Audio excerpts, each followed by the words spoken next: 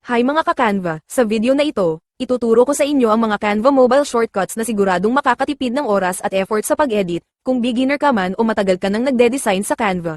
Malaking tulong ang mga shortcuts na ito para mas maging smooth at professional ang output mo, so make sure na tapusin ang video na ito, at huwag kalimutang mag-like at mag-subscribe para sa mas marami pang Canva tips. Let's get started!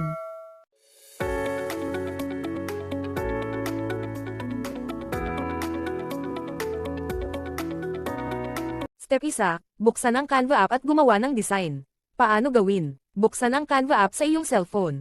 Itap ang plus sign, create a design, button. Umili ng template, halimbawa, Facebook post, story, o custom size. Shortcut tips. Kapag may recent design ka, pwede mo itong itap agad sa homepage para hindi ka na maghanap ulit ng template. Step 2, quick duplicate.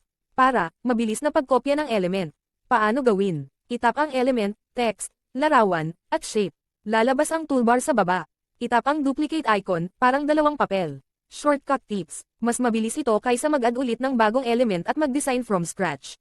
Step 3, quick copy at paste. Paano gawin? Itap ang text, long press mo, hawakan ng ilang segundo. Piliin ang copy, long press sa ibang area, tap paste. Shortcut tips. Pwede mong kopyahin ang style ng text para pare-pareho ang design mo. Step 4, lock at unlock element. Paano gawin? Itap ang element. Hanapin ang lock icon sa toolbar. Itap ito para hindi na mag-alaw ang element. Shortcut tips. Maganda ito kapag may background ka na ayaw mong gumalaw habang nag-e-edit. Step 5, bring forward, send backward.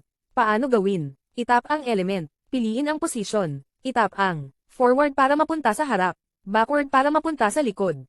Shortcut tips. Useful ito kapag may overlapping text at images. Step 6, quick resize gamit ang drag. Paano gawin? Itap ang element, e-drag ang mga bilog sa gilid o kanto, e-adjust ayon sa gusto mong size. Shortcut tips, hawakan ng corner para proportional ang laki at hindi ma-distort ang image. Bonus tips, double tap text diretso edit, swipe left, right mabilis, magpalit ng page, long press page duplicate page agad, two finger zoom mabilis mag-zoom in at out.